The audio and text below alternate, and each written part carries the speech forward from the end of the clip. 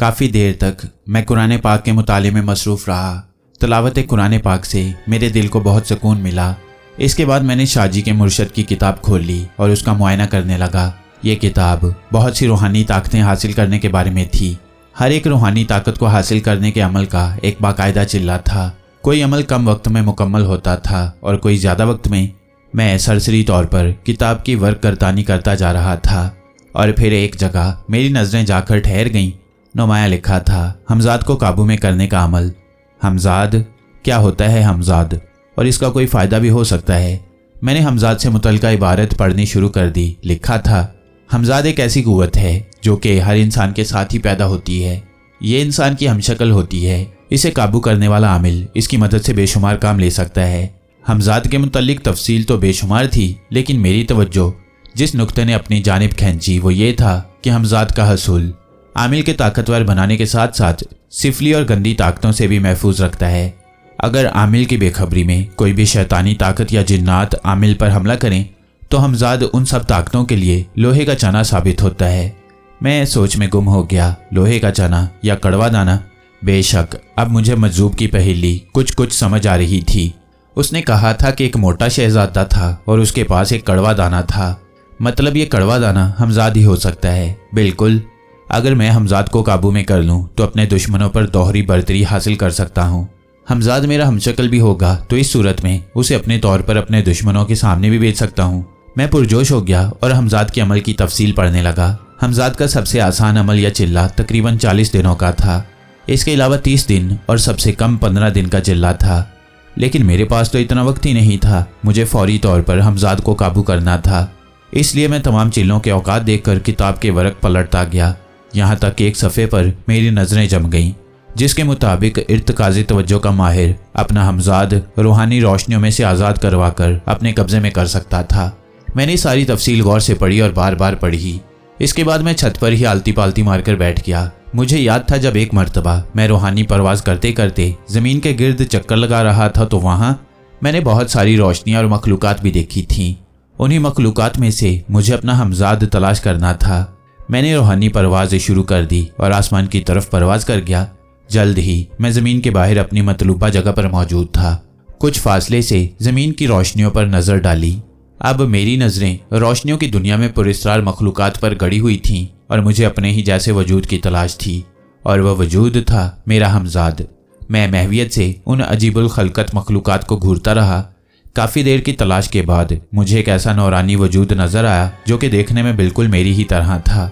मैं हैरत और खुशी के मिले जुले जज्बात से उसका मुआयना करने लगा। तो क्या यही मेरा हमजाद है? मेरे दिल ने मुझसे सवाल किया, जिसका जवाब दिमाग ने दिया कि बिल्कुल यही तो है जिसकी तलाश थी। मेरे हमशक्ल वजूद के आगे एक धुंध सितारी थी। मैं परवाज़ करता उसके करीब आ गया। जैसे ही मैं अपने हमशक्ल वजूद के करीब आया, माफूकुल फितरत मखलूक़ात ने मुझ पर अचानक हमला कर दिया।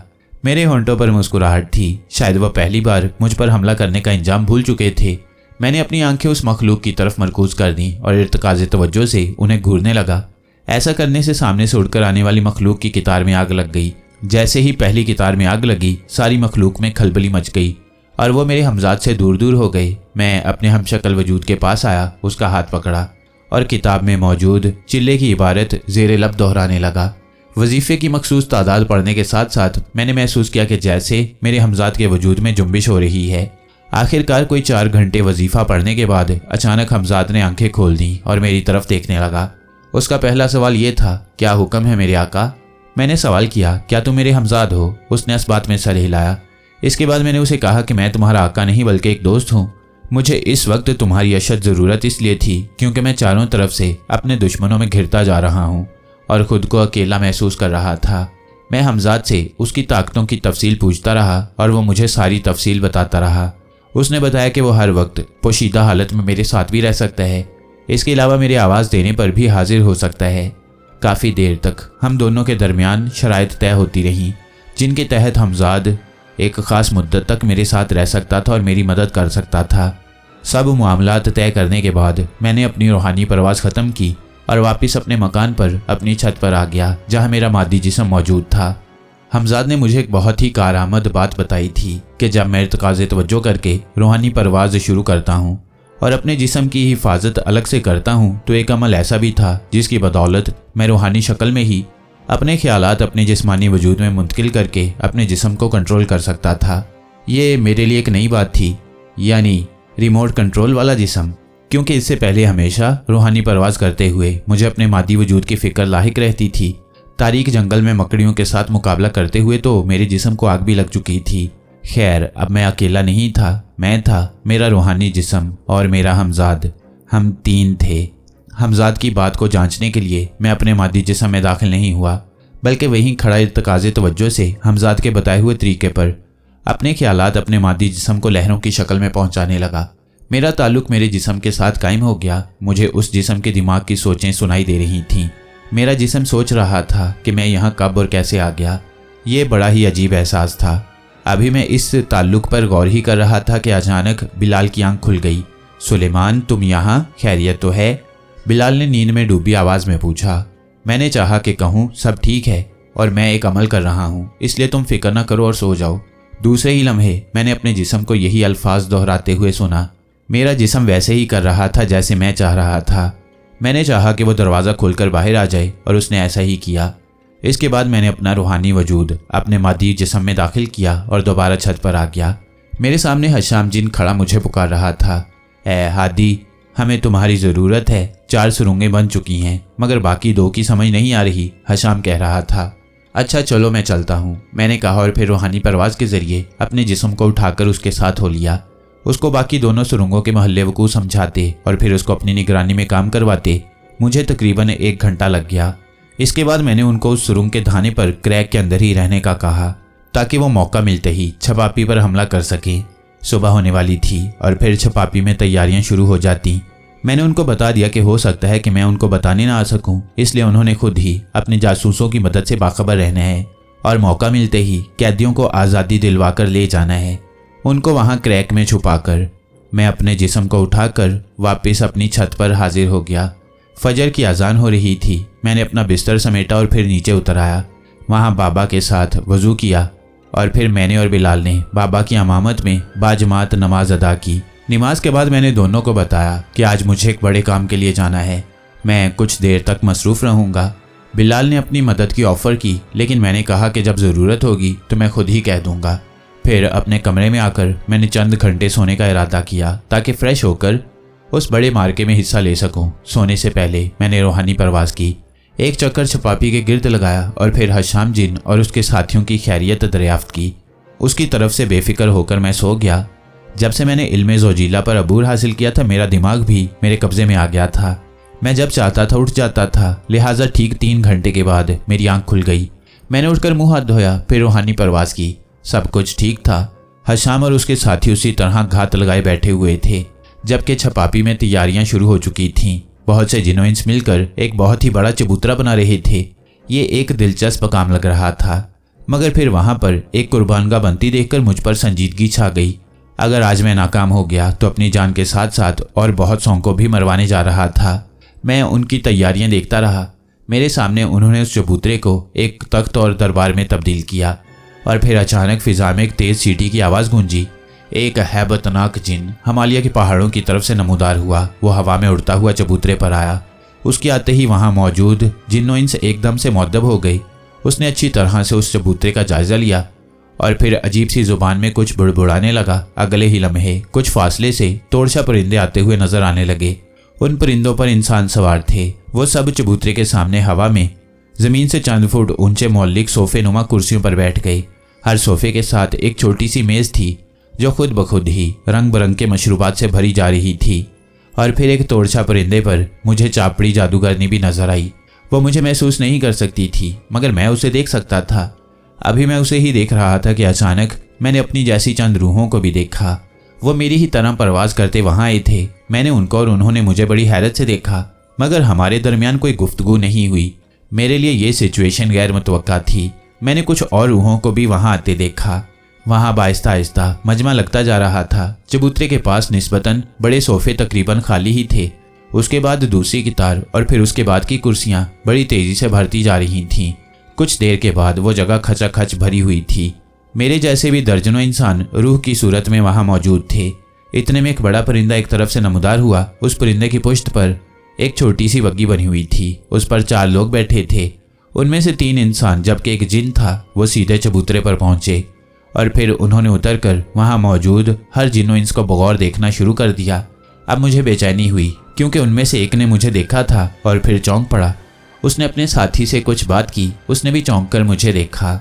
मुझे लगा कि अब मेरा यहाँ रहना मुनासिब नहीं। मैं अभी सोच ही रहा था कि एकदम से एक तरफ से शोर उठा। सब लोग उस तरफ मुतवज्जा हो गए। एक बड़े और हैबतनाक परिंदे पर तालिश जिन बैठा तेजी से उस तरफ को आ रहा था। उसको देखकर मुझे खिसकने में ही अपनी आफियत नजर आई क्योंकि वो मुझे अच्छी तरह जानता था। मैं जल्दी से हिमालय की बुलंद चोटी की ओट में हो गया। यहाँ से मैं तो सबको देख सकता था मगर कोई मुझे आसानी से नहीं देख सकता था। तालिश जिन ने चबूतरे पर उतरने से पहले हवा में छपापी के गिर्द एक चक्कर लगाया। वो एक हिफाजती हिसार बना रहा था। जब वह चबूतरे पर उतरा तो चबूतरे और उसके गिर्द मौजूद बड़े 4 सोफों के गिर्द कुछ मुहाफिज जिन नजर आ रहे थे। वो चारों तरफ नजर रखे हुए थे। तालिश जिन के आने के बाद शोर थम गया था और फिर तालिश ने कुछ पढ़कर एक तरफ को फूंका तो एक और बग्गी तोड़छा परिंदों पर लदी हिमालय की तरफ से नमूदार हुई। ये निस्बतन काफी बड़ी बग्गी थी और इसके गिर्द जादुई जाल बना हुआ था। जब वो मेरे करीब से गुजरी तो मैंने उसमें बहुत से कैदी देखे। अचानक मेरी नज़र एक कैदी पर पड़ी और मैं बुरी तरह चौंक पड़ा। वो मेरे दादा बाबा फतेह मोहम्मद थे। एकदम से मैं जज्बाती हो गया। इस जालिम तालिश ने औरों के साथ मेरे दादा का भी इंतखाब किया था आज की कुर्बानी के लिए। मैंने दिल ही दिल में अज़म किया कि जो भी हो मैं हर सूरत में इनको यहाँ से निकाल ले जाऊंगा। तालिश ने इशारे से कैदियों की बग्गी को एक तरफ बने कुर्बानगाह की तरफ जाने का इशारा किया और वह बग्गी जादुई जाल समेत उस कुर्बानगाह में दाखिल हो गई। तालिश ने एक तायराना निगाह वहां डाली। फिर उसने चापड़ी को मुखातिब करके कुछ कहा और चारों तरफ ऐसी खामोशी छा गई कि जैसे वहां कोई जी शऊर मौजूद ही ना हो। फिर एकदम से हिमालय की मुखालिफ सिमत से पहाड़ी सिलसिले के ऊपर एक घटा सी उठी और उस घटा के साए में एक कारवां उधर आने लगा। देखते ही देखते वो कारवां छपापी पहुंच गया। तकरीबन 40 तोड़छा परिंदों पर सवार मुहाफिजों के दरमियान एक आलीशान सवारी में एक जिन अपने साथ चंद जिनजादियों के साथ बैठा था। मुझे समझने में देर न लगी कि यही ज़बाम शहनशाह है। 40 सवारों ने उड़ते हुए चबूतरे को घेरे में ले लिया और फिर शहनशाह की सवारी चबूतरे पर उतर गई। ज़बाम शहनशाह जिनजादियों के झुरमट में सवारी से उतरा और फिर चबूतरे पर मौजूद तख्त पर बराजमान हो गया। तालिश जिन शहनशाह के सामने हाथ बांध कर खड़ा हो गया और फिर उसने ऊंची आवाज़ में कुछ अलकाबात पढ़ने शुरू कर दिए। मैंने महसूस किया कि उन अलकाबात ने शहनशाह पर बड़ा असर छोड़ा। उसके चेहरे पर गरूर छा गया। उनकी रस्मी कार्रवाई शुरू हो चुकी थी और अब मेरा वक्त था। एक धमाका खेज खबर जो सल्तनत सोलोमन को हिला देने वाली थी। मैं अपने जिस्म से निकल आया और दूर रहकर अपने मादी जिस्म का कंट्रोल संभाल लिया और फिर मैंने अपने जिस्म को चबूतरे की जानिब चलने को कहा।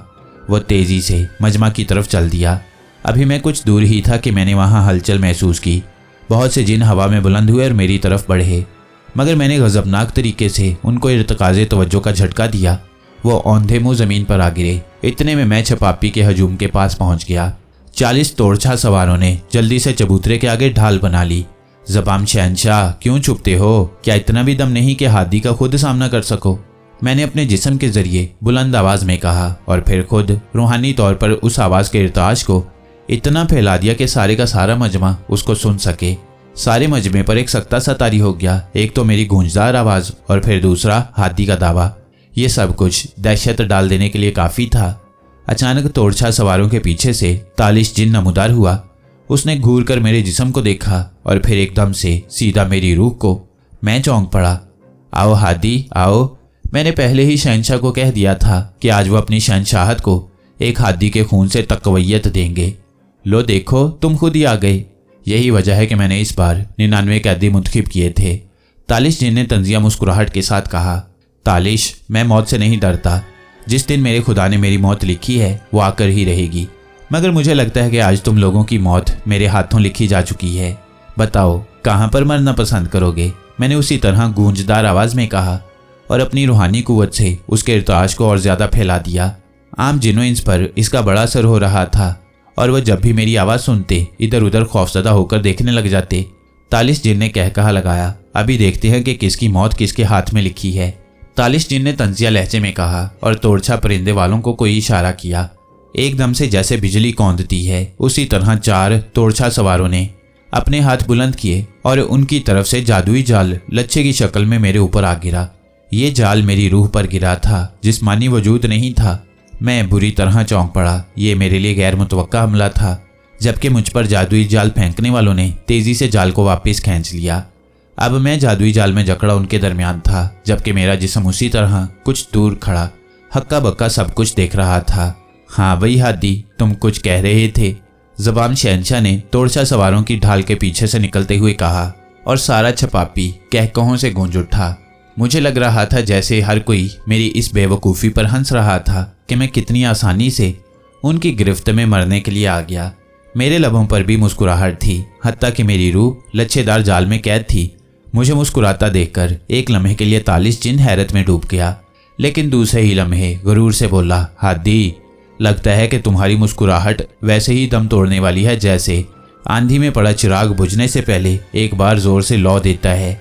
मैंने तालिश जिन की बात नज़रअंदाज कर दी और उससे कहा, तालिश, जब से मुझे मालूम हुआ कि मेरे माँ बाप का कातिल तू है और तेरे मुझ पर जितने उधार हैं उन्हें सूद समेत तुझे लौटा दूं, तब से मेरी रूह बेचैन थी।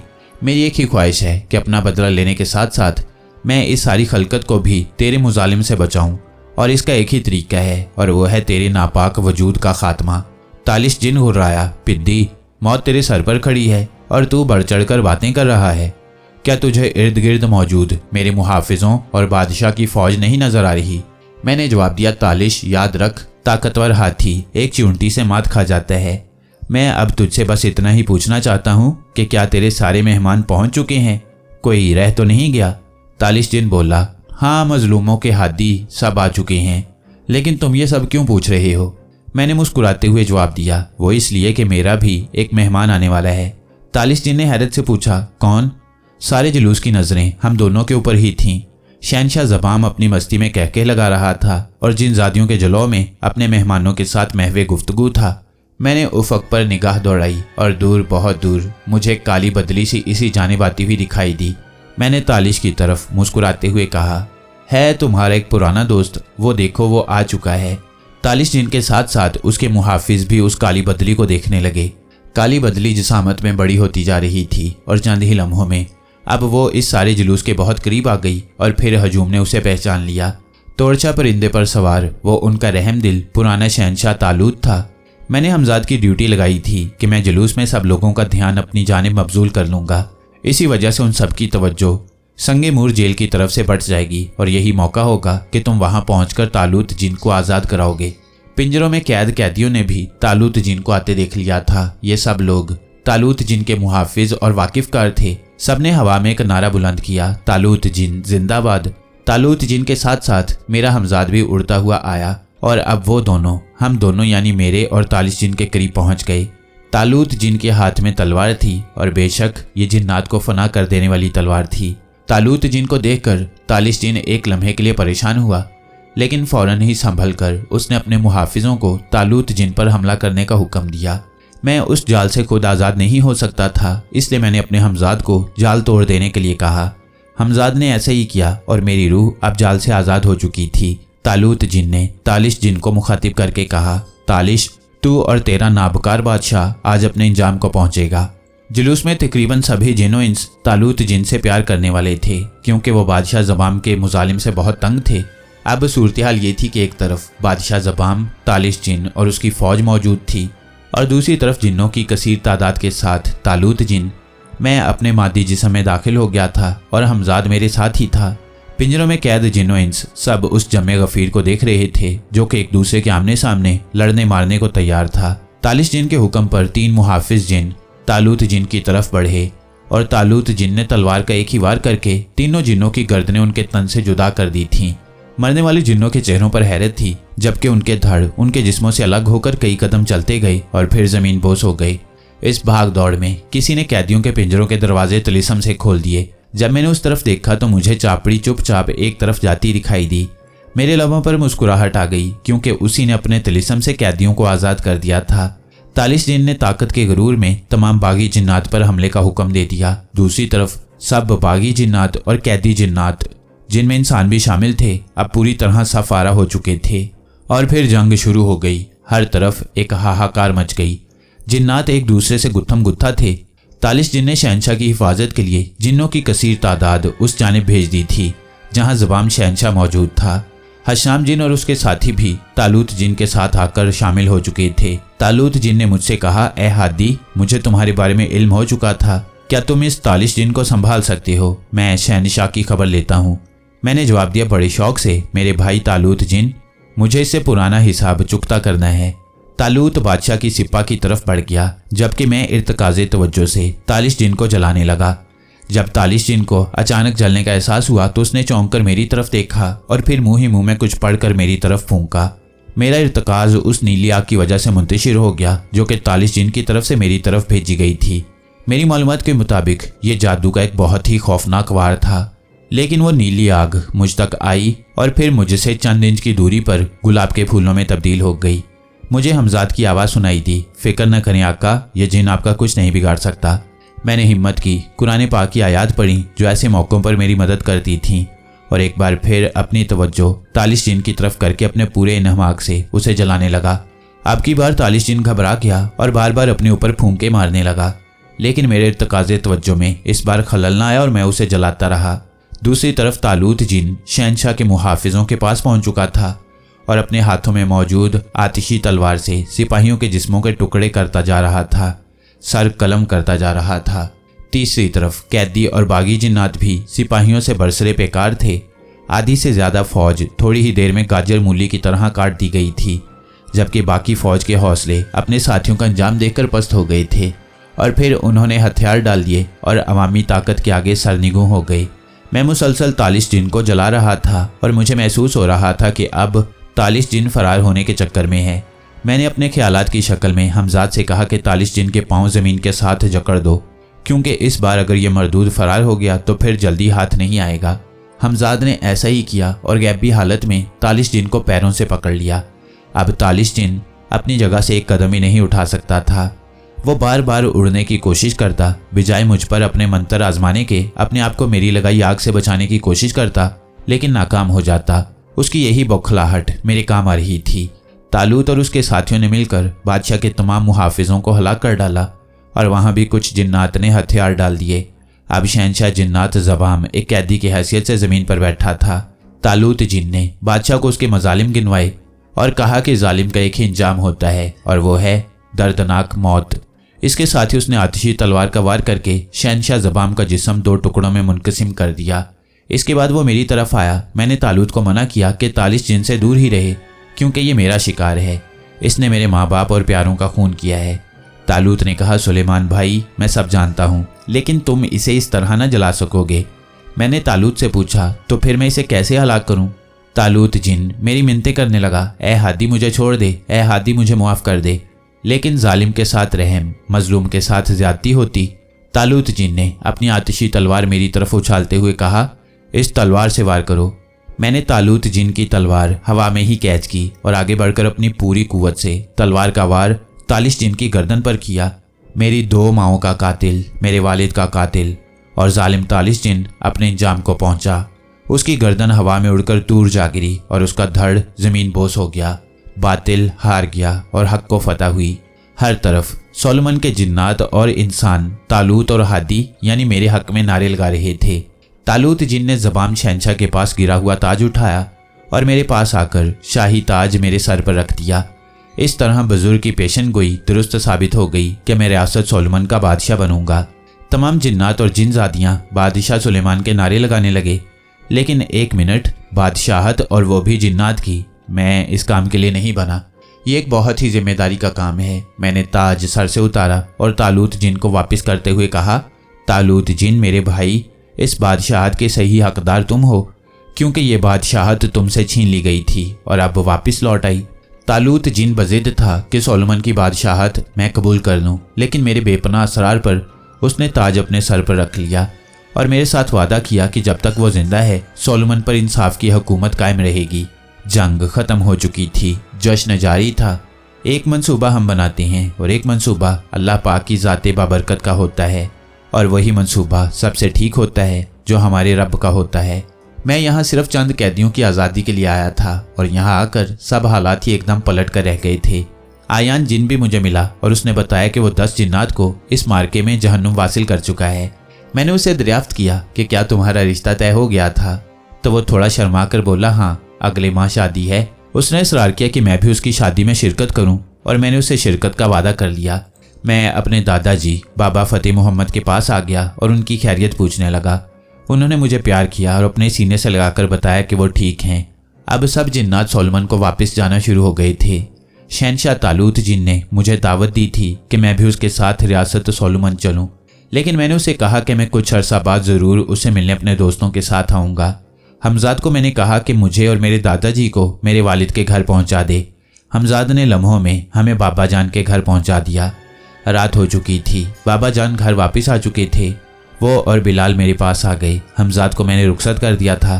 दादाजी का तारुफ मैंने बाबा जान से करवाया और वो उनसे मिलकर बहुत खुश हुए। बिलाल को मैंने अपने मार्के की सारी तफसील बताई तो उसने शिकवा किया कि उसे भी मेरे साथ जाना था। मैंने उसे कहा कि अगली दफ़ा अगर किसी शैतान से जंग हुई तो उसे ज़रूर साथ लेकर जाऊंगा। मैं बहुत थक चुका था। रात को ईशा की नमाज़ पढ़कर मैं घर की छत पर सोने के लिए रवाना हो गया। चारपाई पर लेटते ही मुझे ख्यालात ने आ लिया। मैंने अपना मिशन पूरा कर लिया था। अब आगे क्या करना होगा? दुखी इंसानियत की खिदमत, मेरे दिमाग ने जवाब दिया। बिल्कुल ठीक। अब मैं दुखी इंसानियत की खिदमत करके उनके दुख दर्द दूर करने की कोशिश करूंगा। दिल ने सानिया यानी सानी की तरफ भी तवज्जो दिलाई। सानी मेरी ज़िंदगी में शामिल हो जाए तो जीने का मज़ा ही आ जाए। मैं उस परिविश से प्यार करने लगा था और अब वही तो मेरा गौहरे मकसूद थी, मेरी मंजिल।